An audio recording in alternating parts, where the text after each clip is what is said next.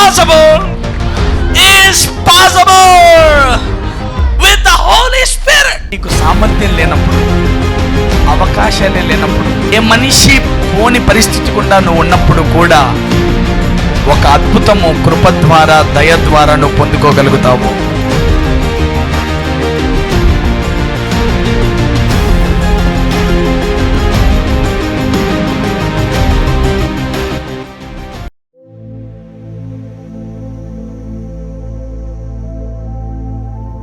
ఎంతమంది వాక్యం కొరకు సిద్ధంగా ఉన్నారు? Thank you Holi Spirit. Let's go to the word of God. ఇవాళ పరిశుద్ధాత్ముడు మనకు అనుగ్రహించిన వర్తమానం, శాపగ్రస్త విధానము, ఆశీర్వాద విధానము. The cursed system versus the blessed system. శాపగ్రస్త విధానము, ఆశీర్వాద విధానము రెండు చూస్తాం. We will try to learn this. నేర్చుకుంటాం. అందులో నుండి మనము శాపంలో నుండి ఆశీర్వాదంలోకి, ఆ విధానంలోకి మనం వస్తాం. ఎంతమంది శాప విధానంలో ఉందామంటున్నారు? వద్దు కదా. దాన్ని వీడి ఆశీర్వాద విధానంలోనికి మనం అడుగు పెడదాం. Let's go. The cursed system versus the blessed system. Come on, try to understand this. నేను కొద్దిగా ఉపోద్ఘాతాన్ని మాట్లాడతాను, ఆలకించండి. దేవుడు మానవ జాతిని తయారు చేసినప్పుడు, మానవులను సృష్టించినప్పుడు, దేవుడు శాపం అనే దాన్నే ఆయన ఇంట్రడ్యూస్ చేయలేదు అసలు. మీరు గమనిస్తే మనిషికి శాపానికి సంబంధమే లేకుండా సృష్టించాడు. No curse at all. శాపం అనగా ఏమంటే టాయిల్, శ్రమ, pain, lack, sickness, losing the authority. Someone has dominion on you. శాపం అంటే ఏం కాదు, రోగం, పేదరికం, నొప్పి, అప్పులు. నీ పైన ఎవరికో ఆధిపత్యం ఉండడం, నిన్నెవరో పాలిస్తుండడం, నీకిష్టం లేని దాన్ని బలవంతంగా నీలోకి చొప్పించడాన్ని శాపం అంటారు. మరొకసారికి ఎంతమందికి అర్థమవుతుంది నేను చెప్పిన మాట? అసలు శాపం అంటే ఏంటంటే నీకు ఇష్టం లేదు, అయినా అది బలవంతంగా నీ జీవితంలోకి జరిగిస్తారు. దాన్ని శాపం అంటారు.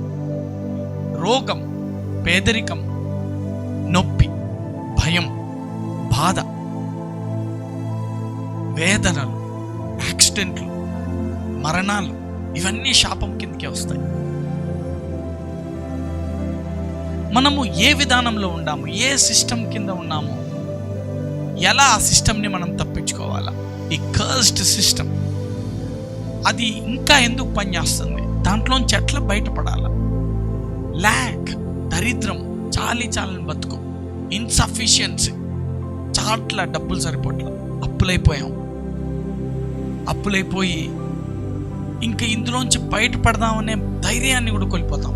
అప్పుడప్పుడు అప్పుల బాధలు ఎలాంటివంటే అది చాలా దారుణమైంది. రోగ బాధ కంటే దారుణమైంది అది. అప్పులనే బాధ అది ఎలాంత భయంకరమైందంటే ఒక రాచపుండులాగా అది నిరంతరం మనల్ని నిద్రపోనేదు, కూర్చొనేదు, పడుకోనేదు. నిరంతరం మనల్ని భయంతో పీడిస్తూ ఉంటుంది. పడుకున్నా పీడలాగా తెలియకుండానే ఉలికి పడతాం, తెలియకుండానే భయపడతాం. అప్పులు అన్నమాట. ఇవన్నీ కర్స్డ్ సిస్టమ్. అందుకే నేర్చుకోవాలా. ఎంతమంది దేవుడు ఏం చేయాలన్నా వాక్యం ద్వారానే చేస్తాడు, గుర్తుపెట్టుకోవాలి. ఇప్పుడు నువ్వు ఉదాహరణకు అబ్రహాముకు పిల్లలు కావాలంటే మొదట ఏమిచ్చాడు? అబ్రహాము వాక్యము ఆయన వద్దకు వచ్చాను అని ఉంటుంది. పిల్లలు పుట్టే ముందు ఏమొచ్చింది? వాక్యం వచ్చింది. కలిగినదేది ఆయన లేకుండా కలగలేదు. ఆయన ఎవరు? వాక్యం. అంటే కలిగిన దాని వెనకంతా ఏమొచ్చింది? వాక్యం వచ్చింది. చీకటిగా ఉంది, వెలుగు కమ్మని వాక్కు వచ్చాను. అంటే నీకు ఏం కలగాలన్నా ఏమొస్తుంది? మొదట వాక్యం వస్తుంది. మీరు ఎట్లా ఆలోచిస్తాయి అంటే మనకు తెలియని మనసులు కదా, మన మనసుకు అర్థం కాదు. ఎలా మనం ఆలోచిస్తామంటే అప్పులు ఉన్నాయంటే డబ్బులు రావాలా, ఆరోగ్యం లేదంటే వెంటనే ఆరోగ్యం వచ్చేయాలా, ఇంకేదన్నా కష్టం అంటే ఆ కష్టం తీరిపోవాలా, గాయం ఏంటంటే అంటే గాయం అట్లే మానిపోవాలా. ఇది కదా పద్ధతి అని అందరు చెప్పాలి పక్క వాళ్ళతో. నీ పద్ధతులు దేవునికి నేర్పద్దు.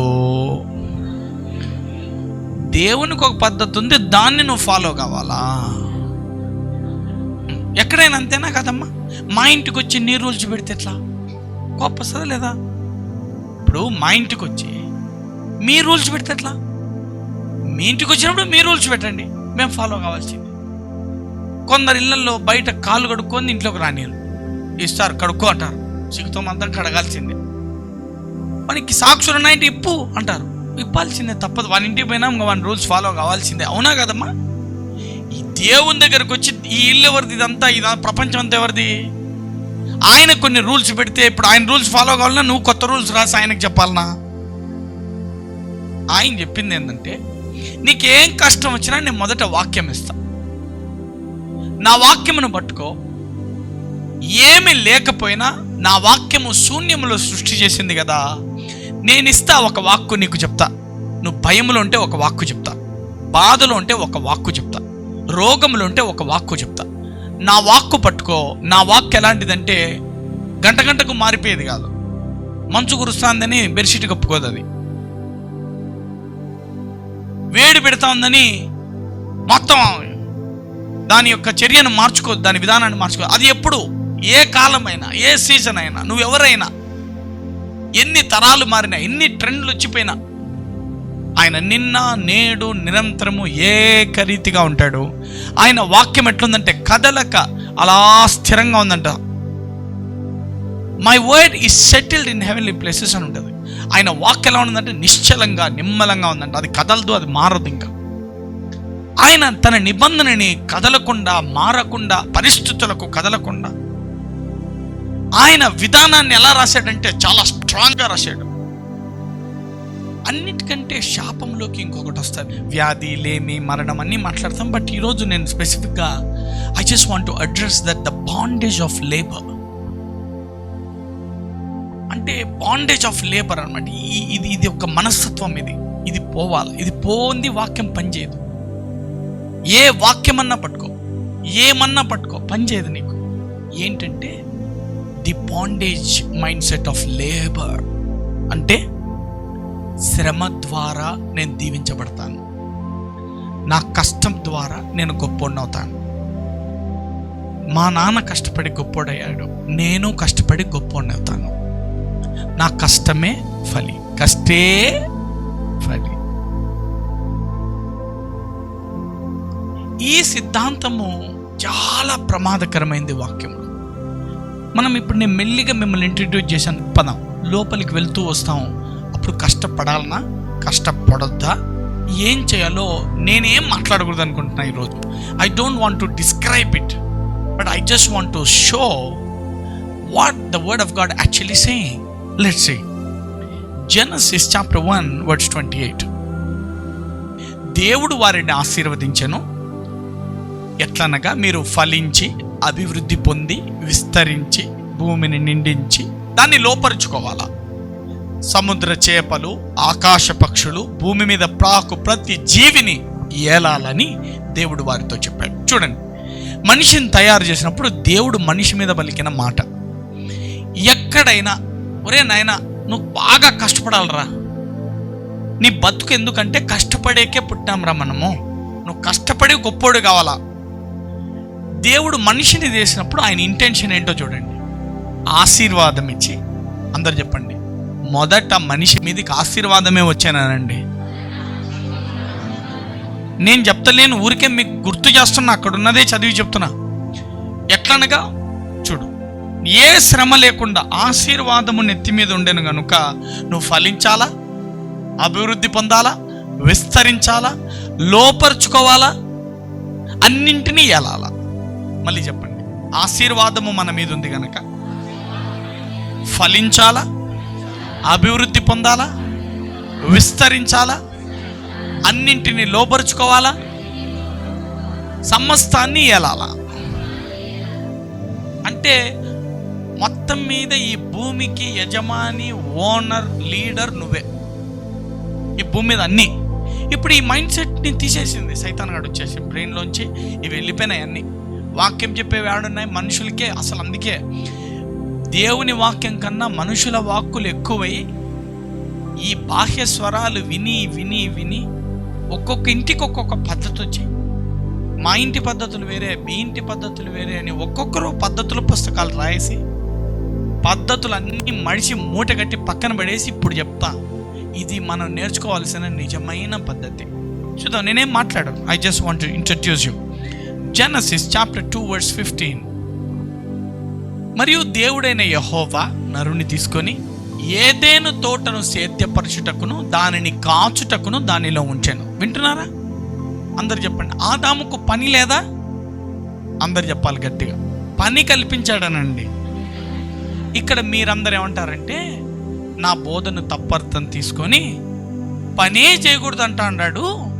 నెత్తి మీద ఆశీర్వాదం ఉంది కదా, ఫలించి అభివృద్ధి పొంది ఆశీర్వదించబడి ఏలాల గొప్పోళ్ళు అవుతామంటాడు అని.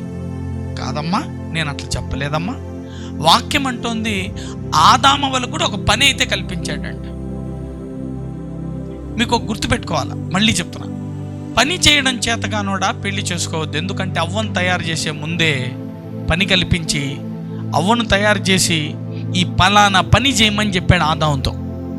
పని లేనోడు పెళ్లి చేసుకోకూడదు. పోషించలేను అనుకునేవాడు పెళ్లి చేసుకోవద్దు, పోషిస్తాననే దమ్ము వచ్చేదాకా.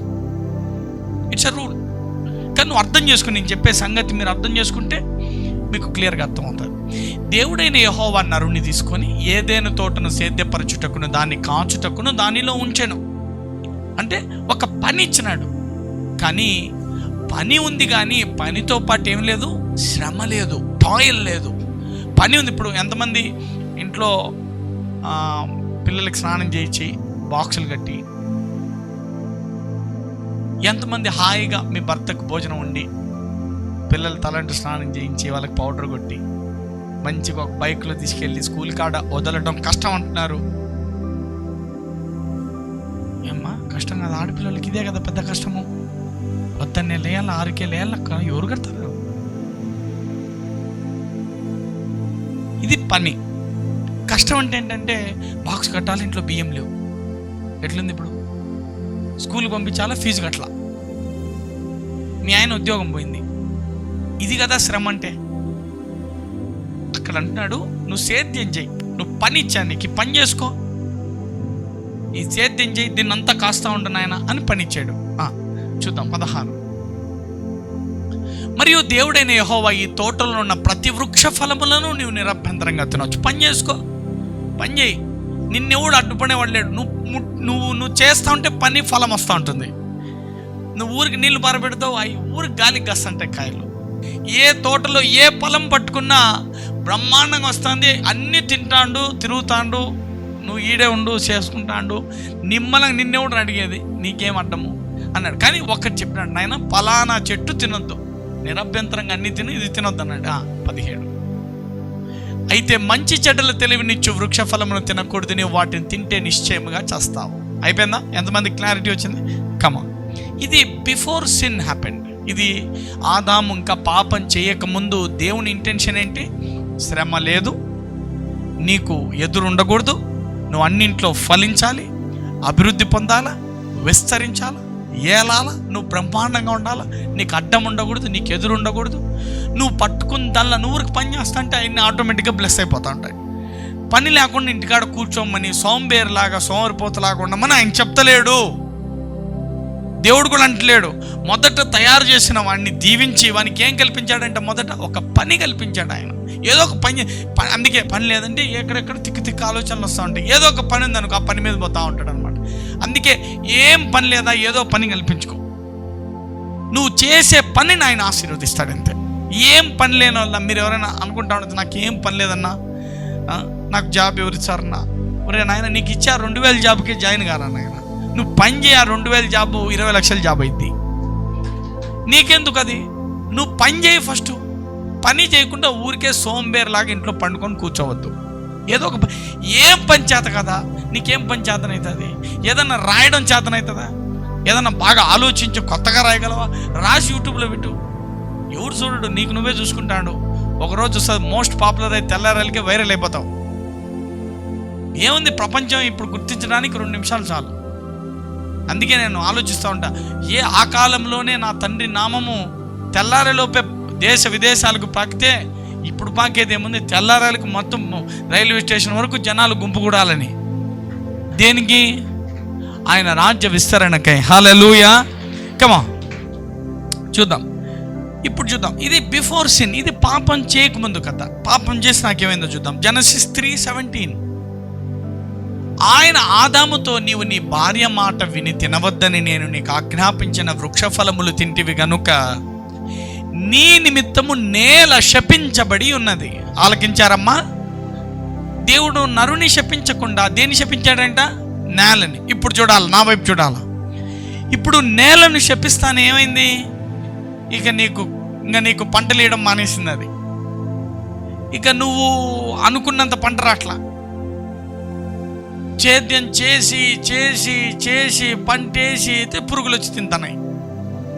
ఎంత కష్టపడినా నేల శపితం అయిపోయింది. ఇక నీకు ఫలాలు ఇవ్వట్లేదు సరిగ్గా. అప్పుడు ఎకరాకు 10 మూటలు పండేది ఇప్పుడు 1/2 మూట పండుతుంది. అబ్బా ఇప్పుడు వచ్చా కదరా కష్టం అని. నరుణ్ణి ఏమో దేవుడు ఆదామునేమో శపించలేదు, కానీ నేలని శపించేసరికి ఆ నేల ఆదాముకు సరిపడ ఫలాన్ని ఇవ్వట్లా. ఇంకా చూద్దాం. ఆజ్ఞాపించిన ఫలవృక్షం తింటివి కనుక నీ నిమిత్తము నేల శపించబడి ఉన్నది. ప్రయాసముతోనే నీవు బ్రతుకు దినములన్నీ దాని పంట తిందు. ఎంతమంది ప్రయాసపడుతున్నారు బ్రతకడానికి? ఇంకా శాప విధానంలోనే ఉన్నావు. శాప విధానం ఏమిటంటే ప్రయాసపడుతూ బతికే విధానమే శాప విధానము. అందరు చెప్పండి, ప్రయాసముతోనే బతికే దినములన్నీయు శాపకరమైన దినములే. మేము ప్రయాసంతోనే బతుకుతున్నామన్నా అనేవాళ్ళు చేయతాల. ప్రయాసంతో బతుకుతున్నాము, ప్రయాసపడుతూ ఏదో జీతంతో ఏదో ఒక దాంతో మేము దినం గడిపేస్తున్నాము. ఒకవేళ సరే నీ జాబ్ పీకేస్తే నాకే ప్రయాస లేకుండా బతుకుతామంటానా? అమ్మా జాబ్ పోతే ఎట్లన్నా బతుకుతాడే దాంతో. హలో, గుర్తుపెట్టుకోవాలి, అందరు రాసుకోండి. శాపకరమైన విధాన జీవితం అనగా ప్రయాసముతో బతికే జీవితమే. శాపకరమైన విధాన జీవితం అనగా ప్రయాసంతో బతకడమే. టాయిల్ ఆల్ ద టైం, ఎప్పుడు శ్రమ శ్రమ. అన్న నేను ఆశీర్వాదంలోనే ఉన్నానా? నువ్వు శ్రమ పడుతున్నావా? ప్రయాసంతో లాక్కపోతున్నావా నీ బండిని? 100% శాపం కింద ఉన్నావు సార్. ప్రయాస బతకడానికి ప్రయాసం నేను చెప్తుండేది. క్రీస్తు కొరకైన నిందలు మహాభాగ్యముగా నేను ఎంచుకొనుచున్నాను అంటాడు పౌలు. నువ్వు కష్టపడితే క్రీస్తు రాజ్యం కొరకు కష్టపడాలి, కానీ బతికే కష్టపడకూడదు అంట. ఇది వాక్యం. Hallelujah. Come on, let's see. అది ముళ్ళ పొదలు గచ్చ పొదలు నీకు మొలిపించును, పొలములోని పంట తిందు. అందరు చెప్పండి, ప్రయాసము ఎంత కష్టపడినా నీకు దాంట్లోంచి ఫలము తక్కువ, ప్రయాసం ఎక్కువ. అది ముళ్ళ పొదలు గచ్చ పొదలు. అదంతే, అది ముళ్ళ పొదలు గచ్చ పొదలే. నువ్వు ఎంత మంచి చేసినా వస్తుంటాయంట. ఇది శాపకర విధానంలో. నువ్వేమో మంచి భయభక్తులతో ఏం రాకూడదు నైనా, ఏ రాకూడదు ఖచ్చితంగా వస్తాయి చూడవి. మన యోబు అట్లే కదా తిప్పలు పడా. నా కొడుకు ఏం కాకూడదు, నా బిడ్డలకి ఏం కాకూడదు. అమ్మ వినాయలు లోపల మనసులో ఏమన్నా నిన్ను తిట్టుకుంటారో ఎట్లనో, బయటికి ఎప్పుడు తిట్టినోళ్ళు కాదంట. మీరు ఆ వచనం మళ్ళీ ఇంటికి వెళ్ళి చదువుకోండి. వారు మనసులో నిన్నేమైనా శపించినారేమో, నిన్నేమైనా తప్పుగా మాట్లాడినారేమోనని, హృదయములో వారు అలాగనుకొనిరేమోనని ఆలోచించి బలులు అర్పించి, అయ్యా నా కొడుకుల్ని దీవించు, వాళ్ళు చేసిన తప్పులతే మంచిగా చేసినాడు. మీలో కొంతమంది నీతిమంతులు ఎట్లంటే, మంచిగా చేసినాడు కదన్నా, దేవుడు దీవించాల కదా, ఎందుకు అట్లా చేసినాడు? నీ నీతి వేరే లెక్క, ఆయన బుక్కు వేరే. నెక్స్ట్ వచనం, నీవు నేలను తిరిగి చేరు వరకు నీ ముఖపు చెమట కార్చి ఆహారము తిందు. అందరు చెప్పండి, చెమట కార్చానండి. మీలో ఎవరు మొన్నటి వరకు కష్టే పనులు అన్నారు. ఇప్పుడు వాక్యం ఉంటుందే, మనం వాక్యమే అనుకుంటే పోతే మనకు తెలివి లేదు. దేవుడు మనకు తెలివి ఇచ్చిందిలే, కష్టపడాలా, మనం దారి చూసుకోవాలా. దేవుడా అంటే ఎట్లా? మనం కూడా కష్టపడే దారి ఎత్తుక్కోవాలా. ఆయన ఏమైనా ఇంటికాడ పండుకోమన్నాడా? కష్టపడమనిలే. ఒక ఇంట్లో ఒక భార్య భర్త ఉండరు. భర్త అంటాడు మనం దేవుడు అని. దేవుడు లేదు గివుడు లేదు, దేవుడు దేవుడు అని చర్చి పోతా అంటే ఎట్లా అని ఆయమ్మ అంటుంది. ఒకవేళ ఆయమ్మ భక్తిగా అనుకో, దేవుడు అనేది పొద్దున సాయంత్రం ఎక్కువైపోయింది నీది, దేవుడేనా ఇంకా మనకు పని పాటలు ఏమి లేవా ఇతగాడంట అంటాడు. ఎంతమందికి నా మాట్లాడుతూ ఉంటున్నాయి? ఇవి రోజు జరిగేవి, మీ ఇళ్ళల్లో వచ్చేవే, మీ మనసులోకి వచ్చేవే. మిమ్మల్ని రోజు అవి ఏకై రోజు పొడుస్తా గాయాలు చేసి రక్తస్రావం అవుతుండేవే నేను మాట్లాడుతూ ఉండేది. మీ జీవితానికి ఉండే ఏకైక పోరాటం ఇదే, నాకు తెలుసు. ఆ ఉద్యోగం సెలవు పెడితే, అది ఏమన్నా జరిగితే, ఈ పని పోతే, ఈ వచ్చేది 600 200 ఆగిపోతే, ఈ 100 కాస్త తగ్గిపోతే ఏమైపోతాం రా నాయనా, మనం బతికేదే దాంతోనే అని మీ ప్రాణాన్ని నిరంతరం దేవుడా దేవుడా కష్టమా, దేవుడా కష్టమా మధ్య మిమ్మల్ని టవాలు పెట్టినట్లు పిండేస్తుంది కదా. ఈరోజు క్లారిటీ ఇచ్చేద్దాం, తెలుసుకోండి. ఈరోజు వాక్యం పెట్టుకోండి. నీవు శ్రమయందు ఉన్నావంటే, చెమట కారుతోందంటే, ఎంత పని చేసినా ఎక్కువ పని తక్కువ జీతం వస్తోందంటే, నీ దృష్టిలో శ్రమకు తగ్గ ఫలం అంటే పొద్దున్న నుంచి సాయంత్రం వరకు చేస్తే అందరు ఆడోళ్లకు 600 కూలి, మగోళ్ళకి 800 కూలి, నాకు 800 వచ్చింది, కష్టానికి తగ్గ ఫలం అది కాదు కష్టం అంటే. నువ్వు చేసేది రవ్వంతా వచ్చేది పెదింత అయితే అది ఆశీర్వాదము. ఊరికే నీ హ్యాండ్ ఉండాలి దేవునికి. ఎందుకంటే దేవుడు వచ్చి సేద్యం చేయడు కదా, దేవుడు వచ్చి పంటలు ఇయ్యడు కదా, ఆయన వచ్చి విత్తనాలు ఇస్తాడు కదా. జస్ట్ నీ హ్యాండ్ అంతే. నువ్వు నాగలు పెట్టుకొని దున్నేకి, నువ్వు విత్తనం ఇచ్చేకి, నువ్వు ఆ విత్తనం 100 ఫలించేకి ఆయన ఉంటాడంటే వెనకాల. ఇస్సాకు కరువు కాలమందు పంట వేస్తే ఎలా పంట వచ్చిందంట? 100. అందరు చెప్పండి. ఆశీర్వాద సిస్టమ్ అంటే, ఆశీర్వాద విధానం అనగా నువ్వు చేసేది రవ్వంతా వచ్చింది పేదింత, ఏరుకోలేక తనకలాడాల, అది ఆశీర్వాదం అంటే. Hallelujah. Just change your mindset. లేకపోతే అపవాది నిన్న ఆ చెడుగు ఆడేస్తాడు. చూద్దాం. చెమటోర్చి ఆహారం తింటావు, నేల నుండి నీవు తీయబడితివి, నీవు మన్నే గనక తిరిగి మన్నైపోతావు. అంటే సావు కూడా వచ్చింది పో నీకన్నాడు. కష్టపడాలా, చెమట కార్చాలా, చచ్చిపోవాలా. ఇది ఆఫ్టర్ సిన్. ఓకే, అందరు చెప్పండి ఆఫ్టర్ సిన్ ఎఫెక్ట్ అనండి. గట్టిగా చెప్పండి అమ్మా, ఆఫ్టర్ సిన్ ఎఫెక్ట్ అనండి. ఈ శాపం మరింతగా ముదిరిపోయింది. అది ఏందో చూద్దాం. జెనసిస్ 4:11. అందరు చెప్పండి, శాపం అక్కడితో ఆగలేదనండి, మరింత ముదిరిందనండి. ఏం ముదిరిందో చూద్దాం. జెనసిస్ 4:11. కావున నీ తమ్ముని రక్తమును నీ చేతిలో నుండి పుచ్చుకొనుటకు నీవు నోరు తెరిచిన ఈ నేల మీద ఉండకుండా నీవు శపింపబడిన వాడవు. నీవు నేలను సేద్యపరుచున్నప్పుడు అది తన సారమును ఇక మీదట నీకు ఇయ్యదు. నీవు భూమి మీద దిగులు పడుచు దేశ దిమ్మరివైందు అనండి. ఎంతమందికి దిగులుంది? దిగులు యాదో దిగులు పడతా, బాధపడతా, ఎంతన్నా కష్టపడు, నీకు అది ఫలమే ఇయ్యదని కయ్యను శపిస్తాడు దేవుడు. నువ్వు ఇలా చంపావు అంటే ఇక శాపము రోజు రోజుకి ముదిరిపోతా వచ్చింది. అందరు చెప్పండి గట్టిగా, శాపము రోజు రోజుకి అత్యధికమవుతూ నరునికెప్పుడు శ్రమ, బాధ, దిగులే ఉండేలా శాపం వచ్చి నరుని ఏలుతూ ఉండెను. ఇప్పుడు దీనికి ఎక్కడ బ్రేక్ పడిందో చూడాలి. అందరు చెప్పండి బ్రేక్ అనండి. గట్టిగా చెప్పాలా, బ్రేక్ అనండి. మత్తయి సువార్త 11:28. ప్రయాసపడి భారము మోసుకొనుచున్న సమస్త జనులారా నా యొద్దకు రండి, నేను మీకు విశ్రాంతిని కలగజేతును. అందరు చెప్పండి, కష్టాలతో ప్రయాసముతో ఎప్పుడు కష్టే ఫలి చెమటోర్చు అంటున్న జనాలకు పిలుస్తున్నాడు ఆయన పిలుపు. ఇప్పుడంతా శ్రమపడే వాళ్ళంతా ఎవరెవరు ఉన్నారో అంత మహానుభావులంతా లేచి నిలబడుకోండి. ఆయన పిలుపు. ప్రయాసపడి చెమటోర్చి కష్టపడుతూ దిగులుతో నిరంతర ప్రయాసతో బాధపడుతున్నవాడా నా యొద్దకు రా, నీకు శ్రమ లేకుండా విశ్రాంతినిస్తాను, బాధ లేకుండా విశ్రాంతినిస్తాను, దిగులు పడకుండా నిన్ను ఆశీర్వదిస్తాను.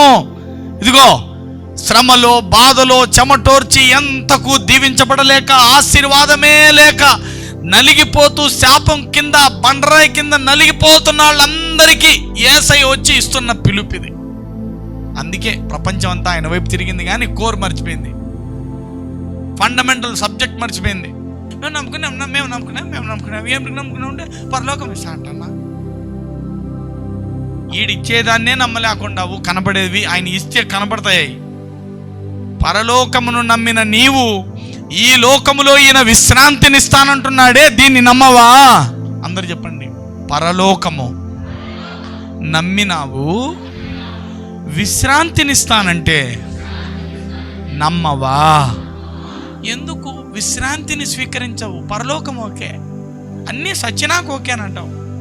గలతీ 3:13 ఆత్మను గూర్చిన వాగ్దానము విశ్వాసము వలన మనకు లభించున్నట్లు అబ్రహాము పొందిన ఆశీర్వచనము క్రీస్తేసు ద్వారా అన్యజనులకు కలుగుటకై క్రీస్తు మన కోసము శాపమై మనలను ధర్మశాస్త్రం యొక్క శాపము నుండి విమోచించెను.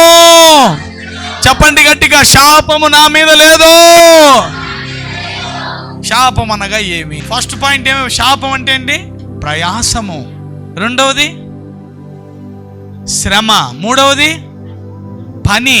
నాలుగవది చెమట. ఐదవది దిగులు. You cannot become sick, you cannot be poor even for 1 minute. ఒక్క క్షణానికి కూడా నువ్వు రోగంలోను, ఆ నొప్పిలోను, ఆ పేదరికంలోను నువ్వు ఉండడానికి వీలు లేదు. నువ్వు ముందు దాంట్లో నుంచి వస్తావా లేదా పక్కన పెట్టి ఆ నొప్పి తగ్గిందా లేదా ఇట్స్ సెకండరీ మ్యాటర్. ఫస్ట్ నువ్వు శాపము కింద లేవని కన్ఫర్మ్ చేసుకో. ఎందుకంటే వాక్యం వస్తుంది. అందరు చెప్పండి, వాక్యం వస్తుంది, ఆ తర్వాతే ఎదుగుతుందనండి. The word of God compared in the Bible with a seed. అందరు చెప్పండి, వాక్యము విత్తనముతో పోల్చబడిందనండి. ఇప్పుడు ఎవరికైతే ఈ మాట అర్థమైందో, వాక్యం వచ్చిందో, అది వారికి విత్తనములా వచ్చింది. You have to wait for a minute, you have to wait for a season, then the fruit will come. Hallelujah. విత్తనం అది. వాక్యం వస్తానే ఆ వాక్య ఫలము నీలో కనబడకపోవచ్చును. ఈ వాక్యం అనే విత్తనం వచ్చి నువ్వు దాని యందు నిలిచి ఉంటే వాడు బహుగా ఫలిస్తాడు. విత్తనం ఎత్తి ఆ రైతు ఇంటికి వెళ్ళి నేను విత్తానని పడుకుంటాడంట. 3 రోజుల తర్వాత మళ్ళీ వచ్చి చూస్తాడంట. వచ్చి చూస్తే దానికి తగిన వాతావరణాన్ని కల్పించి, తేమను చూసి, పదును చూసి, అదును చూసి, సరి అయిన సమయంలో దాన్ని సంరక్షించి, కాకులు ఎత్తపోకుండా, గద్దలు ఎత్తపోకుండా నేలను తవ్వి నేలలో దాచిపెట్టి 3 రోజుల తర్వాత వచ్చి దాన్ని గమనిస్తాడంట. అప్పటికి అది మొలకొచ్చి ఉండడం చూస్తాడంట. మొలకొస్తే ఫలం వచ్చినట్ట. కొన్ని మొలకలు వచ్చాయంట. మొలక రాగానే దాంట్లో లోపల చేమలేనందున, రాళ్ళ నేలలో ఉన్నందున దెయ్యాలు ఒకటి వచ్చి ఎత్తుకుపోయినాయంట. కొన్ని త్రోవ పక్కన పడినందున కాకులు గద్దలు ఎత్తుకుపోయినాయంట. కొన్ని ముళ్ళ పొదల్లో, గచ్చ పొదల్లో పడినందున అవి దాంట్లో ఆ తేమ లేక, ఆ ముళ్ళ ఒత్తిడికి, ఆ కష్టాల ఒత్తిడికి వాళ్ళు భరించుకోలేక చీచి వాక్యంకేమనుకుంటే ఈ కష్టాలన్నీ వచ్చి పారేస్తాయని చచ్చినాయంట. ఏం చచ్చింది? వాక్యం చచ్చిపోయింది లోపల. ఒకటి మంచి నేలను విత్తబడిందంట. వాడు విత్తుకున్నాడంట, సరి అయిన వాతావరణం కల్పించాడంట. ఎన్ని ఆటుపోట్ల మధ్య ఏమొచ్చినా తట్టుకొని నిలబెట్టాడంట. చెప్పాడంట, లేదు ఈ వాక్యాన్ని నేను పట్టుకున్నాను, 100 60 100 అది ఫలించిందని రాయబడి ఉంది. ఎంతమందికి నా మాటలు అర్థం అవుతున్నాయి? Let this word grow, create an right atmosphere to grow this word. ఎంతమందికి నా మాటలు అర్థం అవుతున్నాయమ్మా? Thank you Holi spirit God. అందరు చెప్దామా? విశ్వాసము వలన ఆత్మను గుర్చిన వాగ్దానము, అబ్రహాము ఆశీర్వాదము మనకు కలుగుటకై నన్ను శాపము నుండి తప్పించి, శాపమనగా బాధ, రోగము, నొప్పి, పేదరికము, శ్రమ, దిగులు అనే ఈ శాపముల నుండి నన్ను విడిపించి, ధర్మశాస్త్రం అనే పాపానికి ఆధారమైన చట్టము నుండి నన్ను విడిపించి, అబ్రహాము వారసునిగా, అబ్రహాము ఆశీర్వాదాల సంతతిగా నన్ను మార్చాడు. ఆయన శాపమై నన్ను శాప విమోచనము చేసి, ఏ ఆశీర్వాదాన్నైతే ఆదాము పోగొట్టుకున్నాడో ఆ ఆశీర్వాదానికి మించిన ఆశీర్వాదము. అబ్రహాము ఆశీర్వాదానికి నన్ను కలిపి శాపమన్న మాట నా జీవితంలో వినబడకుండా కష్టము, శ్రమ, చెమటోర్చి బతకడము, దిగులుతో బతకడం అనేవి నా జీవితంలో నుండి శాశ్వతముగా రద్దుపరచడానికి నా దేవుడు శాపమై సిలువకెక్కి నా మీద పాపాలను, నాకు విరోధముగా వ్రాయబడిన పాపముల చిట్టాలను ఆయన రక్తంతో తుడిచివేసి మరెన్నటికీ అవి జ్ఞాపకము లేకుండా ఆయనే వాటిని మరిచిపోయి ఆ పత్రాలు నాకు అడ్డము లేకుండా దానిని ఎత్తివేసి నన్ను ఒక్కసారి మరెవరు శపించలేకుండా, నా రాతనెవరు మార్చలేకుండా, నేను అబ్రహాము సంతానమని, నేను యేసయ్య శరీరమని, నేను యేసు పరలోకమందు కూర్చుని ఉన్నామని ఒక్కసారే నా గురించి ప్రకటించి ముగించాడు. కొట్టండి గట్టిగా చెప్పాలి. Clap to the Holy Spirit. I am the seed of Abraham. I am the body of Christ. No man can curse me. No man can defile me. I am blessed. I am prosperous. I cannot be defeated. అప్పులైపోయావా? అప్పుల ఊపిలో ఇరుక్కుపోయావా? This word is same yesterday, today and forever. Regardless of your situations, it works. నీ పరిస్థితులు ఎలా ఉన్నా ఈ వాక్యం మారదు. ఇది పనిచేస్తుంది. నీ పరిస్థితి ఎంత అంతమొందుతున్నా, నువ్వు ఎంత నశించిపోతున్నా, నీ కన ఊపిరిలో నువ్వున్నా, చిటికిన వేలు కదిలించే ఓపికే లేకున్నా ఈ వాక్యం మాత్రం ఇదే అంటోంది. మాట మార్చలేదు. హల్లెలూయా. This word it will not change. Thank you, Holy Spirit. Deuteronomy chapter 8 verse 3. ఆహారము వలననే గాక యెహోవా సెలవిచ్చిన ప్రతి మాట వలన నరులు బ్రతుకుదురని నీకు తెలియజేయుటకు ఆయన నిన్ను అణచి నీకు ఆకలి కలగజేసి నీవే గాని నీ పితరులే గాని ఎన్నడెరుగని మన్నాతో నిన్ను పోషించెను. అందరు చెప్పండి. దేవునికి నచ్చదనండి. నువ్వు చెమటోర్చి బతుకుతున్నావు అనుకో, ఆయనకి నచ్చదు అది. నువ్వు కష్టంతో అట్లని చూడండి, గుర్తుపెట్టుకోండి. ఎక్కడ కష్టం ఉంటుందో అక్కడ బాండేజ్ ఉంటుంది. ఎక్కడ కష్టం ఉంటుందో అక్కడ బంధకం ఉంటుంది. గుర్తుపెట్టుకోవాలి. ఎలాగంటే ఇప్పుడు నువ్వు ఒక ఇనుప అంగడిలో పనిచేస్తున్నావు అనుకోండి. ఒక అబ్బాయి ఇనుప అంగడిలో పనిచేస్తున్నాడు, ఇనుము అమ్ముతాడు. సాయంకాలానికి ఇనుప ముక్కలు ఒక 10 కేజీలమైన ఇనుప ముక్కలు దొరికాయనుకోండి. నీకు నువ్వేమనుకుంటావు? వెంటనే దాన్ని తెచ్చుకొని అమ్ముకుంటే ఇనుము విలువ నీకు తెలుసు. కేజీ 500 పోతుంది. 10 కేజీలు అయితే నాకు ఇంత డబ్బులు వస్తాయి. ఏం చేస్తావు? దాన్ని అమ్ముకోవాలనుకుంటావు. అమ్ముకొని తెచ్చుకుంటావు, అమ్ముకుంటావు. ఎవరు చూడకుంటే ఇంకా 4 పక్కన వేసుకుంటావు. బంగారు వ్యాపారంలో పనిచేస్తున్నావు అనుకోండి. ఎవరు చూడకుండా ఒక ముక్కరా ఇట్లా జోబులు వేసుకుంటావు. ఎందుకంటే దాని విలువ నీకు తెలుసు. అందుకే కష్టంతో బతికేవాడు ఏం చేస్తాడంటే, దాచుకుంటే మంచిది, మనం ఎత్తుకుపోతే మంచిది, మనం ఏమన్నా చేసుకుంటే మంచిది. అందుకే చూడు, నీతిగా బతకడం అంటే ఉండదు. ఒక కొట్టులో పనిచేసేవాడు తింటా అంటాడు. వారి ఇంటికాడే భయంకరంగా తిండుంది అనుకో, వీడు తింటాడా? ఈ శనక్కాయలు ఉప్పులు పప్పులు తింటాడా? ఇటుకు వచ్చి తింటా అంటాడు. ఏమంటే మనకు ఉద్దరిది వచ్చింది తినాలా. పాపం చూడు ఎట్లా వస్తుంటుందో. తెలియకుండానే బంధకంలోకి వెళ్ళిపోతూ ఉంటావు. అంటే వేరే వాడు ఎవరన్నా ఒక 5,000 10,000 ఇచ్చి బాగా ఇచ్చాడు, తీసుకోవాలి తీసుకో. పెళ్ళికి పోయేది రే, న్యాయం చేయండి రే, మనం అంతా పెళ్ళికి వచ్చినాం, అందరు తినండి, బాగా తినండి. రోజు అర్ధ కేజీ అన్నం తినేవాడు కేజీ అన్నం తింటాడు ఆ రోజు. ఏమిటికంటే వాడు బతికేదే కష్టంతో. పాపం వాడు లేక దొరికింది వానికి. ఇంట్లో పంచభక్ష పరమాణాలు రోజుకు 10 రకాల వంటలు అనుకో. వాడు అడిగిపోయి ఏమంటాడు? మా ఇంట్లో ఏంది పారమని ఎవడోసారి పెళ్ళి అని. అప్పుడు మనం ఎట్లా పోతాం అంటే, పెళ్ళికి చూసి ఒక ఫోటో దిగి సుమ్మని కారు తీసుకొని ఇంటికి వచ్చి ఇంట్లో పనిచేస్తాం. ఎందుకు? మన ఇంట్లోనే పంచభక్ష పరమాణాలు ఉన్నాయి కదా. గుర్తుపెట్టుకో, బంధకం అది. లేమి అనేది ఒక బంధకం. నీకు లేక ఎత్తుకొచ్చుకుందామనే ఆలోచన వస్తుంది, లేక వాడు ఇస్తే బాగుండనే ఆలోచన వస్తుంది, లేక వాడి నుంచి ఎట్లా కొట్టేయాలా అనే తలంపు వస్తుంది. అందుకే గుర్తుపెట్టుకోవాలా, శ్రమ అనేదే బంధకము. ఎవడన్నా ఏమన్నా తిందామా, ఎవడన్నా ఏమన్నా ఇస్తాడేమో తెచ్చుకుందాం, బంధకం అది. నీకు తెలియట్లా. అందరూ చెప్పండి, నిన్ను ఆశీర్వదించే ముందు నీ మనసు మారుస్తాడనండి. ఆహారము వలనే కాక దేవుని మాట వలన నలుగురు బ్రతుకుదురని నీకు మనసు మార్చాలా, తెలియజేయాలి నీకు. To treat your thought. అందరు చెప్పండి, నీ మనస్సు మారేదాకా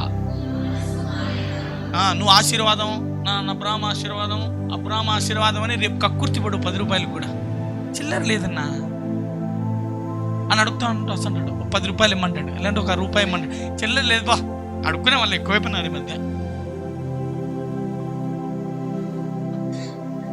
నువ్వు చాలా చీప్, నీకేమో రాజుల ఆశీర్వాదం పెట్టాడు. ఈ చీప్ మెంటాలిటీ చీప్ పనులే చేస్తాడు కానీ గొప్ప పనులు ఏడా చేస్తాడు. హలో, ఎంతమంది నేను అబ్రహాము సంతానం అంటున్నారు? అబ్రహాము సంతానం నువ్వు అప్పుడప్పుడు ఆ నలిగిపోయిన 10 రూపాయల నోటన్నా తీర్చు కదా బయటికి. ఎంతమందికి నా మాట్లాడుతూ అవుతుంటాయి చూడాలి, గమనించాలి. ఆహారం వలనే కాక దేవుని నోటి మాట వలన నరులు బ్రతుకుదురని నీకు తెలియజేయాలనే 40 ఏండ్లు నిన్ను అణిచి ఆకలి కలగజేసి నువ్వు కానీ మీ నాయన కానీ మీ అబ్బబ్బ కానీ తినని భోజనం పెట్టి ఇప్పుడు చెప్పురా, కష్టపడితే భూ వస్తుందా, నా మాట వలన భోజనం వస్తుందే చెప్పండి అని వాళ్ళని అడుగుతానంట. ఇప్పుడు చెప్పండి రా, చేతిలో బంగారు ఉంది, వెండి ఉంది, మీ దగ్గర అన్నీ ఉన్నాయి. ఇప్పుడు ఏం చేస్తారా మీరు? అరణ్యంలో ఉన్నారు, ఇప్పుడు ఆకలి అవుతుంది, ఏం చేస్తారు చెప్పండి? ఎట్లా చేయాలబ్బా, ఆకలి అవుతుంది, నా మాట. అప్పుడు ఏమంటామంటే తెలుసా, వాక్యం దగ్గరకు వచ్చి, అయ్యా నీ వాక్యం చెప్పింది నేను అబ్రహాము సంతానమని, అయ్యా నీ వాక్యం చెప్పింది నాకు లేమి ఉండదని, నీవు దరిద్రుడై నన్ను ధనవంతునిగా చేశావని. ఇదిగో ఈ మాట పట్టుకొని నువ్వు ఆకాశం వైపు చూస్తే, ఈ మాట పట్టుకొని నీకు కలిగిన పని చేస్తూ ఉంటే నీలో అబ్రహాము ఆశీర్వాదం స్వింగు తిరిగి నువ్వు 10 రూపాయల కష్టం 10,000 రూపాయల ఫలం వచ్చింది. ఎంతమందికి నా మాట్లాడుతూ అవుతున్నాయి? అందరు చెప్పండి, ఏం పని చేస్తున్నావు అక్కడే ఉండు. చెప్పు, పని దొంగలాగా ఉండొద్దని చెప్పాగా. పని దొంగ అయ్యే చూడలే, పండుకో. రూతు అట్లా చేసిందా? నమ్మకంగా ఉదయం నుంచి సాయంకాలం వరకు పనిచేసేదంటే నమ్మకంగా. ఏదో ఒక పని చేయి, ఏదో పని కల్పించుకో. పని లేకుండా మాత్రం ఉండద్దు. ఏదో ఒక పని చేయి. ఎవరు చూడట్లే కాబట్టి ఇప్పుడు పని చేయలేక నన్ను అడిగేవాళ్ళు లేడు, నేను పని చేయకుండా ఏం అవసరం లేదు. Don't sit calm. అయితే ప్రేయర్ చేయి, ఇంకో బైబిల్ చదువు, ఏదో ఒకటి చేయి. అనుకో 6 నెలలకు బైబిల్ చదువుతానని, ఏదో ఒక పని చేయి. ఆశీర్వదిస్తాడు ఆయన, నీ చేతి పనిని ఆశీర్వదిస్తాడు. హల్లెలూయా. చూద్దాం Psalms 107:20. ఆయన తన వాక్కును పంపి వారిని బాగు చేసెను, ఆయన వారు పడిన గుంటలో నుండి వారిని విడిపించను. అందరు చెప్పండి, వారికి వాక్కును పంపి బాగు చేశానండి. ఇప్పుడు మీలో తెలివైన వాళ్ళు చెప్పాలా, రోగము వాక్కుతో ఎట్లా తగ్గుతుంది? మందుతో తగ్గుతుంది, కానీ అవసరం లేదు. నువ్వు వాక్కును పంపుతాడు, స్వస్థపరుస్తాడు. వాక్కును పంపుతాడు, బాగు చేస్తాడు. ఆ వాక్కు మొదట విత్తనంలా నీ లోపలికి వస్తుంది, ఆ తర్వాత మహావృక్షమై స్వస్థత వస్తుంది. That's it, the initial stage of your healing. అందరు చెప్పండి, గొప్ప పంట మొదట విత్తన రూపంలోనే ఉంటుంది. అంతేనబ్బా. మనం చిన్న పిలక తెచ్చినాము, అరటికాయలు నాటినాము, అరటి పండు తెచ్చినాము, అరటి చెట్లకు పిలక ఒకటి నాటినాము. ఎన్ని వస్తాయి దానికి? అరటి పండ్లు గలలు వస్తాయి. అంతే. నీకేం కావాలో మొదట ఈ వాక్యం అనే విత్తనం వచ్చిన అంతరంగంలో పడుతుంది, ఆ తర్వాత దాని ఫలము అత్యధికమైపోతుంది. Hallelujah. Come on, let's see. అందుకే అందరు చెప్పండి పక్క వాళ్ళతో, నీ నీతుల పుస్తకం తీసేసేయ్. నీ పద్ధతిలో ఒకటి ఉంటుంది, ఇట్లనే బతకాలా, ఇట్లనే నాకు లాభం ఏముంది, నాకేమొస్తుంది, నాకేమన్నా లాభమా ఏమన్నానా, అంత వాళ్ళకే కదా, అంత వాళ్ళదే కదా, నాకేముంది. దుద్దు అట్లా మాట్లాడద్దు. అది నీతుల పుస్తకం మార్చేయి. ఆ పుస్తకం ఆయనకు నచ్చదు. ఆయన వాక్యం ఏం చెప్తుంది? నువ్వు ఆశీర్వదించబడాలండి. ఏదో ఒకటి, do something. At least you should pray all the day. రోజంతా పని చేయి, రోజంతా ప్రార్థన చేయి, ఏదో ఒకటి చేయి. సోమరిలా కూర్చోమాక. దేవుడు నీ చేతి పనిని ఆశీర్వదిస్తాడు. హల్లెలూయా. కమాన్. కీర్తనలు 119, 105. నీ వాక్యము నా పాదములకు దీపమును, నా త్రోవలకు వెలుగును. అందరు చెప్పండి, ఈ వాక్యమే మన పాదములకు దీపము, మన త్రోవలకు వెలుగు. అందుకే ఈ వాక్యం ఎట్లా చూపిస్తే అట్లా పోవాలా. ఈ వాక్యమే వెలుగు, ఈ వాక్యమే నీ త్రోవకు దీపము, నీ పాదములకు దీపము, నీ త్రోవకు వెలుగు. ఈ వాక్యం చెప్తాది, అది ఎట్లా తిరగమంటే అట్లా తిరగాలి, ఎట్లా చూపిస్తే అట్లా పోవాలా. నువ్వే వాక్యానికి దీపమై ఇట్లా కదా వాక్యము, అట్లా కదా వాక్యమని వాక్యాన్ని నువ్వు మళ్ళీ నీకు నచ్చినట్లు నీ బుక్ రాసుకోకూడదు. గుర్తుపెట్టుకో, దేవుడికి నచ్చల. ఇశ్రాయేలీయులు కూడా, శాపంలో ఉన్న జనమే కూడా, వారు బతికేది మేము శ్రమతోనే అంటుంటే నచ్చట్లా. ఇప్పుడంటే ఇంకా ఆయనకి నచ్చుతుంది. అసలు మింగడన్నా పడుతుందా? ఎంతమందికి నా మాట్లాడుతూ అవుతున్నాయి. ఇంకా శిలువ పునరుద్ధానాలు కాకముందే ఇశ్రాయేలులు ఇంకా శాపమందు ఉండగానే, ఆదాము మీద కయ్యూను మీద శాపములు వచ్చి అవి ఇంకా వారిని ఏలుతుండగానే దేవుడు ఒకటి నమ్మాలనుకుంటున్నాడంట. నేను బతికిస్తా కదా, శ్రమ ద్వారా కాదని నమ్మండిరా అంటున్నాడంట. నా మీద ఆధారపడక నీ శ్రమను, కష్టాన్ని, ఈ చెమటను నమ్ముకుంటివే అని ఆయన కోపం అంట. కష్టపడు కానీ దాని మీద నీ విశ్వాసాన్ని ఉంచుకోవద్దు.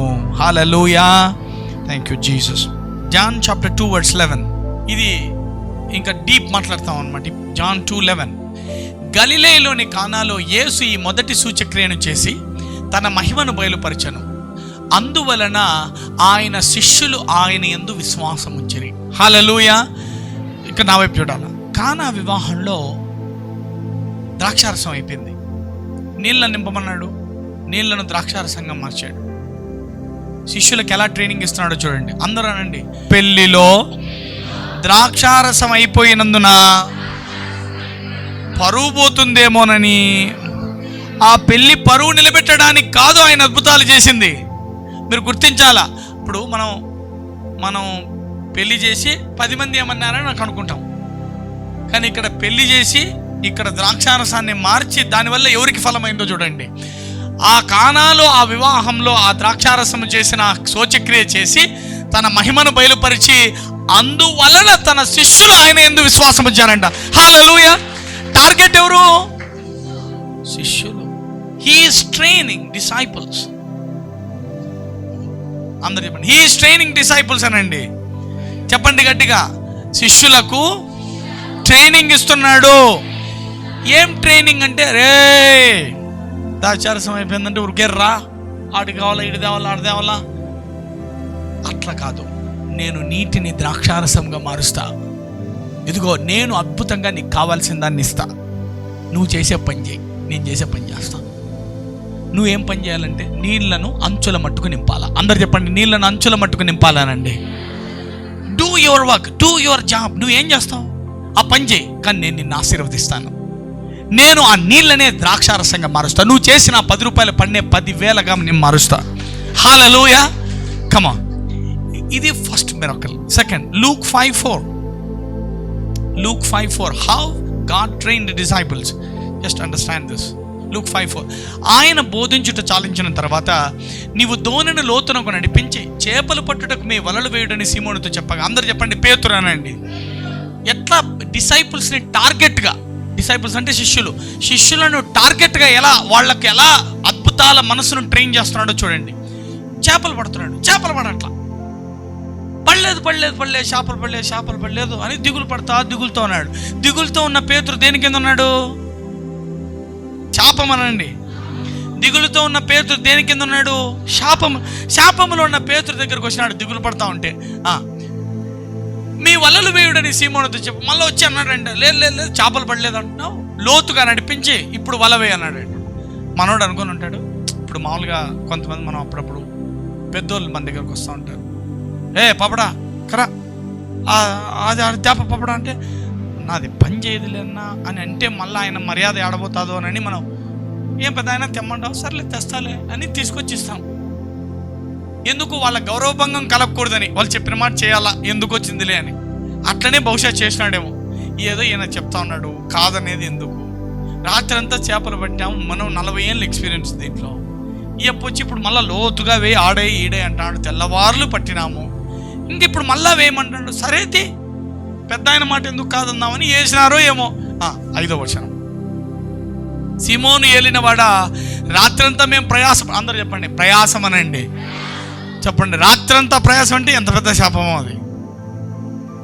ఎంతమంది అన్నారు ప్రయాసము చేత బతుకుతున్నాం, అందుకే ఆయన ప్రయాసపడి భారము. ప్రయాసం అన్నీ చూసుకోవాలి. నేను ఎక్కడెక్కడ ప్రయాసాన్ని కలిపాను అన్నీ చదువుకొని రాసుకోండి. అక్కడ ప్రయాసపడితే కానీ మాకేమీ దొరకలేదు. అదే శాపం అంటే. కష్టం ఉంటుంది ఏం దొరకదు, కష్టం ఉంటుంది ఏం దొరకదు, కష్టం ఉంటుంది ఏం దొరకదు. అయినను ఏమొస్తుంది ఆశీర్వాదం వచ్చే ముందు? ఏమొస్తుంది ఆశీర్వాదం వచ్చే ముందు? ఆశీర్వాదం వచ్చే ముందు మాట. ఇప్పుడు ఆ ద్రాక్షారసం మారే ముందు ఏమొస్తుంది? నేను చెప్పింది చేయండి. మరియమ్మ ఏముంటుంది? ఆయన చెప్పింది తప్ప వేరొకటి చేయక మీరు ఆయన చెప్పింది చేయండి. అందరు చెప్పండి మాట వస్తుందనండి. అది చెప్పింది చేసినోడు శ్రమ కింద శాపము కింద ఉండడు. హల్లెలూయా.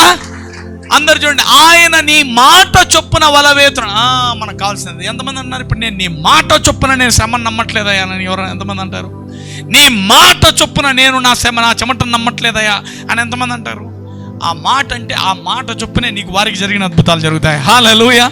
Come on 6. వారు అలాగు చేసి విస్తారమైన చేపలు పట్టిరి, అందుచేత వారి వలలు పిగిలిపోయాను. హల్లెలూయా. అందరు చెప్పండి, ఒక్క చేప పడని చోట వలలు పిగులుట సాధ్యమే. ఎందుకనగా శాప విధానము నుండి ఆశీర్వాద విధానములోనికి అడుగెడితివి కనుక. హల్లెలూయా. మాట ద్వారా బతికేవాడు శాప విధానంలో నుండి ఆశీర్వాద విధానంలోనికి వచ్చాడు. హల్లెలూయా. ఎంతమందికి అర్థమైంది? అందరు చెప్పండి, శాప విధానంలో బతకడం అనగా శ్రమలో బతకడము, చెమటను నమ్ముకొని బతకడము, దిగులుతో బతకడము, అవే శాప విధానము. ఆశీర్వాద విధానం అనగా వాక్యాన్ని చూడడము, వాక్యమును మాత్రమే నమ్మడము, ఆ వాక్యం మీదే బతకడము. అదే ఆశీర్వాద విధానం అంటే. అది అక్కడ ఏముంటాయంటే తెలుసా? శ్రమ అదురుపై వాళ్ళ పిగిలేంత ఆశీర్వాదాలు. Hallelujah. It will overflow. You will see the results of overflow. నీకు సరిపోతాయి, అందరికీ సరిపోతాయి. 7వ వచనం, వారు వేరొక దోణిలోనున్న తమ పరివారు వచ్చి తమకు సహాయము చేయవలెనని వారికి సంజ్ఞలు చేసి వారు వచ్చి 2 దోణిలు మునుగునట్టు నింపిరి. అందరు చెప్పండి, నీ ఆశీర్వాదము నువ్వు ఒక్కనివే హ్యాండిల్ చేయలేక, నీకో మేనేజరు, ఒక అకౌంటెంటు, నీ కింద పనోళ్ళు, ఇంటికాడ 2, ఆఫీసులో 4, ఆడ ఈడ మళ్ళీ నీ కింద 1 డజన్ మంది, మళ్ళీ నీ కింద నువ్వు సాకే జనాలు, అనాథలు, ఆశ్రమాలు, కోకొలలు. ఎందుకంటే ఎక్కువైపోయి నువ్వు లాగే మనుషులు పెట్టుకుంటా ఉంటా. అది నా ఆశీర్వాదం అంటే. Hallelujah. That's the blessing of Abraham. వాళ్ళకి చెప్తున్నాడు, శాపంలో బతకడం కాదు, నా దగ్గరకు వచ్చినారు, నేను ట్రైనింగ్ ఇస్తా చూడండి. అందుకే ఆయన అన్నాడు, సర్వలోకమునకు వెళ్ళి సర్వ సృష్టికి సువార్త చెప్పండి, అందరినీ క్రైస్తవులు చేయండి అన్నాడా? నాకు శిష్యులుగా చేయండి అన్నాడు. ఎందుకంటే నేను మీకు ఇచ్చిన ట్రైనింగే మీరు వాళ్ళకి ఇవ్వాలని. This is so much. ఎవరికైనా అర్థమైందా? ఎందుకు శిష్యులుగా చేయమన్నాడంటే ఆయన శిష్యులకు మాత్రమే ట్రైనింగ్ ఇచ్చింది. కొట్టండి. He trained disciples and disciples make disciples. Hallelujah. Lebro taka. అందరూ చెప్పండి, I am the disciple of the Lord. చెప్పండి, I am the disciple of the Lord. నేను ఆయన శిష్యుడనే. ఎందుకనగా లూకా నాకు బోధింపబడ్డాను, నేర్చుకుంటున్నాను. నీ ఆత్మీయ తండ్రి ఎవరయ్యా అంటే బుక్లో ఉండే భక్తులంతా నా ఆత్మీయ తండ్రులే. కొట్టు. I am the disciple of the Lord. I am treated directly the disciples of God. అందుకే ఈ పాస్టరా యా పాస్టర్ కాదు, 12 మంది శిష్యులు నా పైన ఉన్నారు. అందరము వారు శిష్యులే, వారి కింద ఉన్నా శిష్యుడవే. ఒకటే కవరింగ్. నువ్వు ఎవరి కవరింగ్ కింద ఉన్నా నువ్వైతే శిష్యుడవే, ఆయనకి నువ్వు కుమారుడవే. Hallelujah. Thank you Holi spirit. ఎంతమంది దేవుడు మాట్లాడుతూ ఉన్నాడు? లేవ్రా షోక్రహ అంటే 8. సీమోను పేతురు అది చూచి, అందరు చెప్పండి, అది చూచి ఇంకా శాపం ఏం చేస్తుంది? మోకాళ్ళ మీద పడాల్సింది. యేసు మోకాళ్ళ ఎదుట సాగిలపడి, ప్రభువా నన్ను విడిచిపెట్టి పొమ్ము, నేను పాపాత్ముడను. అందరు చెప్పండి, శ్రమలో బతికేవాడా, దిగులుతో బతికేవాడా, చెమటోర్చి బతికేవాడా, నీకు పశ్చాత్తాపం అవసరమయ్యా. నువ్వేమంటావు? ఓ వ్యభిచార సంతానమా, పశ్చాత్తాపడు. వాళ్ళని కాదు, నువ్వు పశ్చాత్తాపడు. పశ్చాత్తాపం అంటే తప్పు చేసినోనికిను, పాపం చేసినోనికిను, దొంగతనం చేసింటేనే. నువ్వు శ్రమతో, ఈ చెమటతో, దిగులుతో బతుకుతానని నమ్మిన నువ్వు కూడా పశ్చాత్తాపం కావాలంట. నీకు ఇంత దేవుణ్ణి పెట్టుకుని కూడా ఆ శాపంలో ఉండవని. ఇప్పుడు పశ్చాత్తాపడి ఇంటికి పోయి ఏడు, అవును నాయనా ఇన్నాళ్ళు నిన్ను నమ్మక కష్టాన్ని నమ్ముకుంటే నేను. యేసు మోకాలు ఎదుట సాగిలపడి, ప్రభువా నన్ను విడిచిపెట్టుము, నేను పాపాత్ముడిని. ఏం తప్పు చేసినాడు ఆయన? ఏం పాపం ఉంది ఆయనలో? ఏం లేదు. కష్టాన్ని నమ్ముకొని తెల్లవాళ్ళు తిప్పలు పడినాను, నీ మాట విని బాగుపడితే కదా నాయన. నేను ఎంత పాపినైనా నిన్ను నమ్ముకోక, నీ మాటను పట్టుకోక ఇన్నాళ్ళు నా కష్టాన్ని నమ్ముకుంటే. 9 ఏలయనగా వారు పట్టిన, అందరు చెప్పండి, పశ్చాత్తాపడ్డాడనండి. ఏలయనగా వారు పట్టిన చేపల రాశికి అతడును అతనితో కూడానున్న వారందరూ విస్మయం ఉందిరి. హల్లెలూయా. ఆశ్చర్యపడండి, ఇది ఎట్లా సాధ్యమురా? ఇది ఎట్లా సాధ్యము? ఎప్పుడు నీకు ఒకటి అనిపిస్తాడాలంట, బాబా ఏంది ఇది ఇట్లా జరిగింది, నాకు ఆశీర్వాదం. అబ్బాబా ఏంది ఇది ఇట్లా వచ్చా, ఆశీర్వాదం. అబ్బా దేవుని దీవెన, ఆశీర్వాదం అని నీకు నిరంతరం అనిపిస్తాడాలంట. బా నీ దీవెనైనా, నీ ఆశీర్వాదం అయినా అనుకొని పోతాడు. నీకు అర్థం కాకూడదు ఎప్పుడు. ఈ డబ్బు ఎట్లొచ్చిందో అర్థం కాకూడదు, ఈ ఆరోగ్యంతో ఎట్లుండవో అర్థం కాకూడదు, అది ఎట్లా మేలు జరిగిన అర్థం కాకూడదు, ఆ సంబంధం ఎట్లొచ్చినో అర్థం కాకూడదు. ఏది అర్థం కాక, అబ్బా నీ దయనైనా, నీ కనికరమునైనా, నీ దయనైనా, నీ కనికరమునైనా, ఇది నీ జీవితం అయిపోవాలా. నువ్వు వాక్యాన్ని పట్టుకుంటే నీకు అయ్యేది అది. నువ్వు ఎవరినన్నా చెడిపోయిన చూసి, వాడిని చూసి దిగులు పెట్టుకొని, నాకు ఇట్లా జరుగుతుందేమో అని ఊహించుకుంటా, కలలు కనుకుంటూ యోబులాగా ఉండమాక ప్రార్థన చేసి, ప్రభువా నాకు అట్లా చేయకు నాయనా, ఖచ్చితంగా నువ్వు భయపడింది నీ మీదకి వస్తుందేమో, జాగ్రత్త. హల్లెలూయా. కమా మార్క్ 6:32. కాగా వారు ధోని ఎక్కి అరణ్య ప్రదేశమునకు ఏకాంతముగా వెళ్ళిరి. వారు వెళ్ళుచుండగా జనులు చూచి అనేకులు ఆయనను గుర్తిరిగి సకల పట్టణంలో ఉండి అక్కడి కాలినడకన పరిగెత్తి వారికంటే ముందుగా వచ్చిరి. పెద్ద జనం వచ్చేసారు యేసయ్య దగ్గరికి. గనుక యేసు వచ్చి ఆ గొప్ప జన సమూహమును చూచి, వారు కాపరి లేని గొర్రెల వలె ఉన్నందున వారి మీద కనికరపడి వారికి అనేక సంగతులను బోధింపసాగను. వాళ్లకు వినశక్తి ఉన్నంత 3 దినాలు కంటిన్యూగా బోధించేశాడంట. హల్లెలూయా. అందరు చెప్పండి, బోధ విన్నవారే శాప విధానములో నుండి ఆశీర్వాద విధానములోనికి వస్తారు. చెప్పండి గట్టిగా, బోధ వినకుండా, వాక్యము రాకుండా, ఆ వాక్యము నువ్వు స్వీకరించకుండా, ఆ వాక్యానికి నువ్వు కూర్చొని వినకోకుండా, నేను ఆశీర్వదించమన్యాలే మీరేనండి, నువ్వు శాపములోనే ఉంటావు ఎప్పుడు. చూడు, గొప్ప జన సమూహం వస్తే కాపరు లేని గొర్రెల్లాగా ఉన్నారని వారికి అనేక సంగతులను బోధింపెను. చాలా పొద్దుపోయిన తర్వాత ఆయన శిష్యులు ఆయన ఎద్దకు వచ్చి, ఇది అరణ్య ప్రదేశము, చాలా పొద్దుపోయింది, చుట్టూ ప్రదేశముల గ్రామములకు వారు వెళ్ళి భోజనముకి ఏమైనా కొనుక్కొనుటకు వారిని పంపివేయదుమని చెప్పిరే. పోండి పంపించేద్దామయ్యా, చాలా టైం అయిపోయింది. ఈ శిష్యులకు దిక్కుదెళ్ళి ఇంకా ట్రైనింగ్ సరిపోలే వీళ్ళకు. టైం అయింది, వీళ్ళకి భోజనాన్ని పంపించేయన్నా, మనం వాళ్ళు ఏడన పోయి వాళ్ళ తిప్పలు వాళ్ళు పడతారని. మనం కూడా అంతే, మనకు కష్టం వస్తానే తప్పుకుంటాం మనం, వాళ్ళ తిప్పలు వాళ్ళు పడతారు లేని. మంచి కష్టాలు ఏదైనా పడండి, లేనిపోని కష్టాలు వస్తాయి, అట్లాంటి దానిలోకి పోవద్దండి. కొన్ని ఉంటాయి కష్టాలు. ఎట్లాంటివి అంటే, ఎప్పుడైనా గుర్తుపెట్టుకో, నువ్వు నిలబడుకొని ఇతరులను పైకి లేపు, నువ్వు పడిపోతూ వాళ్ళని లేపొద్దు. హలో, కొంతమంది అప్పులు అయింటారు, నా అప్పులు సాయం చేస్తాం, నీకే అటికాటుకుంటుంది. నువ్వు ఎవరికి రూపాయి కూడా చూపియా, మనకి వాడు బంధువు కానీ, అన్న కానీ, తమ్ముడు కానీ కాక, నువ్వు కష్టంలో ఉంటూ వాడి కష్టానికి సాయం చేయొద్దు. నువ్వు బాగుంటేనే వాడికి సహాయం చేయి. ఎందుకు తెలుసా? నువ్వు పడితే నిన్ను లేపేదానికి ఎవడు లేడు. నువ్వు నిలబడుకొని గట్టిగా ఉన్నాననుకుని నమ్మకం ఉంటేనే ఎవరినన్నా లేపడానికి ట్రై చేయి.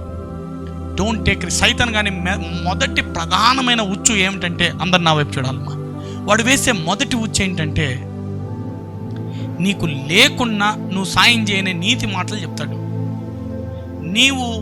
అందుకే ఎప్పుడు నీతి పనులు నీతి కదా అని మనుషులు చెప్తాంటారు, ఇది నీతి, ఇది నీతి, ఇది నీతి అని.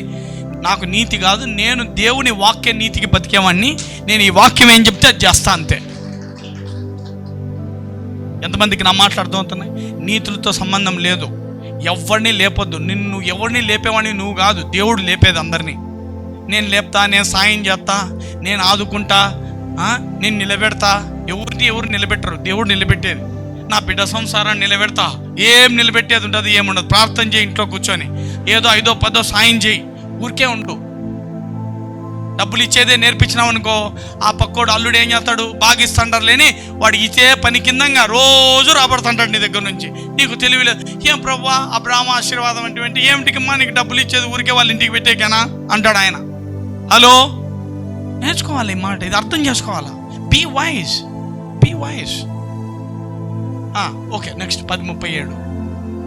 అందుకు ఆయన, మీరు వారికి భోజనం పెట్టుడని వారు, మేము వెళ్ళి 200 దేనారముల రొట్టెలు కానీ వారికి పెట్టుదమా? అన్నం పెట్టండి రా అంటే, యాడ్ నుంచి తేవాలి 200 దేనారాలు డబ్బులు కావాలా? యాడ్ నుంచి తెచ్చి పెడతాం వాళ్ళకు? ఇప్పుడు రొట్టెలు కాల్చాలా చేయాలంటే ఎవరు చేస్తారు? అదంతా అయ్యేది కాదు పోయ్యా అంటున్నారు. అందుకు ఆయన, మీ యొద్ద ఎన్ని రొట్టెలు ఉన్నవి పోయి చూడని వారితో చెప్పిన. వారు చూసి తెలుసుకొని 5 రొట్టెలు 2 చేపలు ఉన్నాయన్నారు. 5 రొట్టెలు 2 చేపలు ఉన్నాయి స్వామి. అందుకు ఆయన, పచ్చిక మీద అందరూ పంక్తులుగా కూర్చుని వారికి, నీకు వాక్యం వస్తానే నువ్వు చేయాల్సిన పని ఏంటంటే దానికి రెడీగా పంక్తులుగా కూర్చో. అది నెరవేరుతుందని సిద్ధపడు, నీకు తప్పక నెరవేరుతుంది అది. 40 పెట్టినాయన. వారు 100 మంది చొప్పున 70 మంది చొప్పున పంక్తులు తీరి కూర్చుండ్రి. అంతటా ఆయన 5 రొట్టెలు 2 చేపలు పట్టుకుని ఆకాశం వైపు కన్నులెత్తి ఆశీర్వదించి రొట్టెలు విరిచి వారికి వడ్డించుడని. హలో, ఎవరికి ఇచ్చినాడు? 5,000 మందికి 12 మంది వడ్డిస్తారా? 12 మందికే ఇచ్చినట. శిష్యులకు ఇచ్చి ఆ 2 చేపలను అందరికీ పంచి వారందరూ తిని తృప్తి పొందిన తర్వాత మిగిలిన చేపలను రొట్టె ముక్కలను 12 గంపలు ఎత్తి. ఇప్పుడు చుట్టూ 5 రొట్టెలు 2 చేపలు విడిచి 12 మందికి 12 గంపల్లో తలా ఒక ముక్క వేసినాడు. చేప ముక్కలంతా అంతా 12 ముక్కలు, 12 ముక్కలు, 12 చేపల ముక్కలు 12 గంపల్లో పంచుకోండి అంటాడు. ఇప్పుడు చెప్పండి, ఇది వాళ్ళకు అన్నం పెట్టడానికి వీళ్ళకి ట్రైనింగ్ కా? మీరే చెప్పాలి నాకు. వాళ్ళ ఆహారం నిజమే అయిండొచ్చు, కానీ నిజానికి వాళ్ళకంటే ఒక పెద్ద ట్రైనింగ్ ఎవరికంటే వీళ్ళకు భయపడి. ఇప్పుడు ఈ ఊరుతో అంటే లోపల నుంచి తీస్తుంటే సన్న ముక్క అవుతారా అన్నీ అవుతా అంటే ఎవరు ఎక్కువ ఆశ్చర్యపోయింటారు? ఎవరికి ఎక్కువ ట్రైనింగ్ అయింటుంది బ్రెయిన్కి? చూడు, 12 ముక్కలు తీస్తుంటే వస్తాను, అదే గంపలోంచి తీస్తుంటే తీస్తుంటే మళ్ళీ ఎన్ని గంపలు ఎత్తినారంట? ఎందుకు 12 గంపలు? 12 మందే పంచిరు కనుక 12 గంపలే వచ్చాను. There was only 12 baskets. There is no another basket there. 12 గంపలే ఉండెను, 12 మందే పంచెను, మరలా 12 గంపల నిండా ఉండెను. ఏమన్నా ఇంకా తక్కువ వస్తాయేమోనని. That's the power of the Lord to train the disciples. Hallelujah. What a mighty God. మత్తయి సువార్త 10వ అధ్యాయం 7వ వచనం. వెళ్ళుచు పరలోక రాజ్యము సమీపించి ఉన్నదని ప్రకటించుడి, రోగులను స్వస్థపరచుడి, చనిపోయిన వారిని లేపండి, కుష్ఠు రోగులను శుద్ధులుగా చేయండి, దయ్యములను వెళ్ళగొట్టండి, ఉచితముగా పొందారు ఉచితముగా ఇవ్వండి. ఎవరితో చెప్తున్నాడు? శిష్యులతో. అయిపోయింది మీ ట్రైనింగ్ అంతా రెడీనా? ట్రైనింగ్ అయిపోయిందా? ఏం చేయాలా? లోకంలోనికి వెళ్ళండి, సువార్త చెప్పండి, మృతులను, ట్రైనింగ్ అయిపోయింది, ఇంకా మృతులను లేపండి, రోగులను స్వస్థపరచండి, కుష్ఠ రోగులను శుద్ధులు చేయండి, దయ్యాలు వెళ్ళగొట్టండి, నేను ఇచ్చా కదా మీకు, అనేకులకు ఇవ్వండి, ఆశీర్వదించండి అన్నాడు. 9. Thank you Jesus. మీరు సంచులలో బంగారమునైనను, వెండినైనను, రాగినైనను, ప్రయాణం కొరకు జాలనైనను, 2 అంగీలనైనను, చెప్పులనైనను, చేతి కర్రలనైనను సిద్ధపరచుకొనకుడి. 10వ వచనం. పనివాడు తన ఆహారమునకు పాత్రుడు కాడా? మరియు మీరు ఏ పట్టణములోనైనా గ్రామములోనైనా ప్రవేశించేటప్పుడు అందులో ఎవడి యోగ్యుడో విచారణ చేసి, తెలివి ఉండాలంటున్నాడు. అందుకే ఎవరి ఇంట్లో పడితే వాళ్ళ ఇంట్లో పోయి కొట్టినారు నాయన అంటే కుదరదు. అట్లా మంచోడు ఎవడో వాడిని ముందు కనుక్కో. అక్కడ నుండి వెళ్ళు వరకు అతని ఇంటనే ఉండి ఆ ఇంట్లో ప్రవేశించుచు ఇంటి వారికి శుభమని చెప్పండి.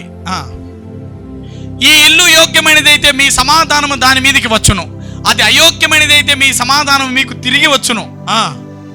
ఎవడైనా మిమ్మల్ని చేర్చుకొనక మీ మాటలు వినకుండిన యెడల మీరు ఆ ఇంటినైనను ఆ పట్టణమునైనను విడిచిపోయినప్పుడు మీ పాద ధూళి దులిపివేయండి.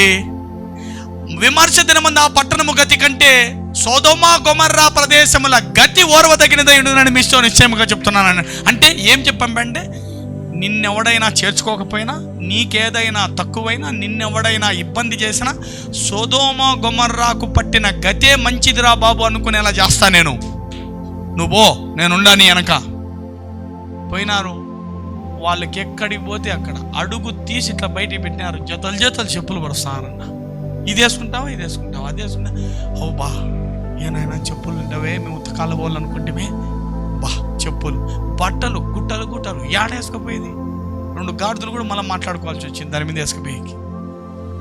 ఆహారం ఆ ఇంటోళ్ళు ఈ ఇంటోళ్ళు అవి ఇవి కుప్పలు ఈదోరిని ఊరికే వచ్చి వారి ఆస్తులమ్మి సేవకుల పాదముల యొద్ద ఆస్తులు అట్లా రాస్తులుగా పోసిపోతా ఉన్నట్టు బంగారు.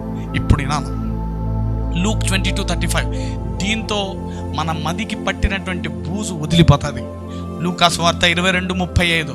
మరియు ఆయన సంచియు జాలయు చెప్పులు లేకుండా నేను మిమ్మల్ని పంపినప్పుడు మీకేమైనా తక్కువయేనా అని వారిని అడిగినప్పుడు వారు ఏమీ తక్కువ కాలేదని. హల్లెలూయా!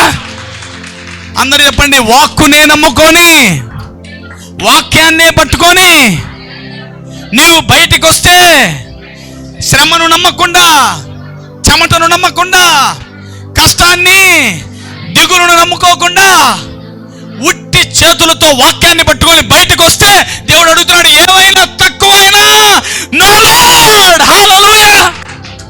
చెప్పండి గట్టిగా, నిన్ను ఎడారిలో వదిలేసినా, సోమాలియాలో వదిలేసినా, అండమాన్లో వదిలేసినా, ఈ ఒక్క వాక్యము ఉంటే నీవు ఫలిస్తూనే ఉంటావు, విస్తరిస్తావు, దీవించబడతావు, కొదువ లేకుండా తిరిగి వస్తావు. హల్లెలూయా! Because the blessing is not for you, the blessing is on you. ఈ ఆశీర్వాదం నీ కోసమే కాదు, అది ఎప్పుడు నీ నెత్తి మీదే ఉంటుంది.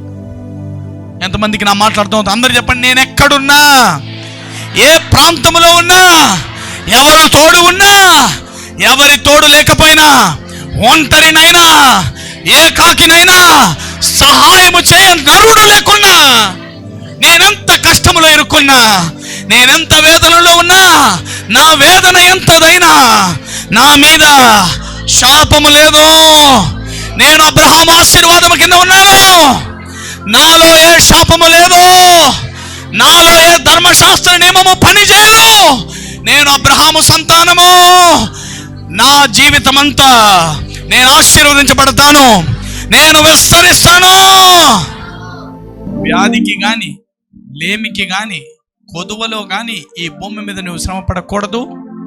కేవలము క్రీస్తు కొరకు, ఆయన రాజ్య నిర్మాణం కొరకు, ఈ లోకములో మనుషుల వలన ఆయన రాజ్యము కొరకు నీవు నిలబడినందున వచ్చే బాధలే తప్ప మరి ఎందులోనూ నువ్వు ఇరుక్కోకూడదనేది వాక్యం చెప్పే మాట. ఎంతమంది వాక్యం చెప్పింది నమ్ముతామంటారు? నమ్మండి, నీకు వ్యాధి ఉండదు, లేమి ఉండదు, మరణము కలగదు, అపవాది ప్రణాళికలు నీలో పని చేయవు. ఎందుకంటే ఆయన అన్నీ చేసి ముగించి నిన్ను అబ్రహాము సంతానముగా చేయుటకే ఆయన శాపమై నిన్ను అబ్రహాము సంతానముగా మార్చి, అబ్రహాము ఆశీర్వచనము అన్యజనులైన మనకు కలుగుటకై ఆయన మన కోసము శాపమై మనను ధర్మశాస్త్రం యొక్క శాపము నుండి విమోచించను. Thank you Jesus. ఆ ఒక్క వచనం మర్చిపోకూడదు, ఆ ఒక్క వచనం మర్చిపోకూడదు. Thank you Holi Spirit. Thank you Lord, thank you Lord, thank you Holi spirit.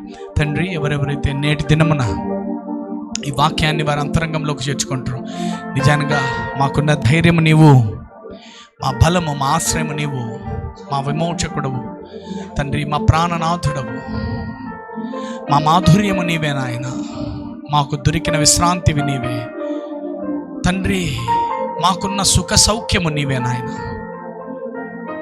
మాకున్న లగ్జరీ నీవే నాయన. తండ్రి. నీవే మా ఆస్తి, మా అంతస్తు, మా ఐశ్వర్యం. నీవే మేము కోరుకునేది. నీ ఉండగా మాకు ఏది భూమి మీద కుదవలేదు తండ్రి. ప్రభువా, నేను స్తుతిస్తున్నాము నాయన, నీ నామమును కొనియాడుతున్నాం. ఎవరెవరు ఏ ఏ కష్టంలో వచ్చారో, ఏ అవిశ్వాసంతో వచ్చారో, ఏ బాధలో వచ్చారో వారిని దర్శించినందుకు కృతజ్ఞత.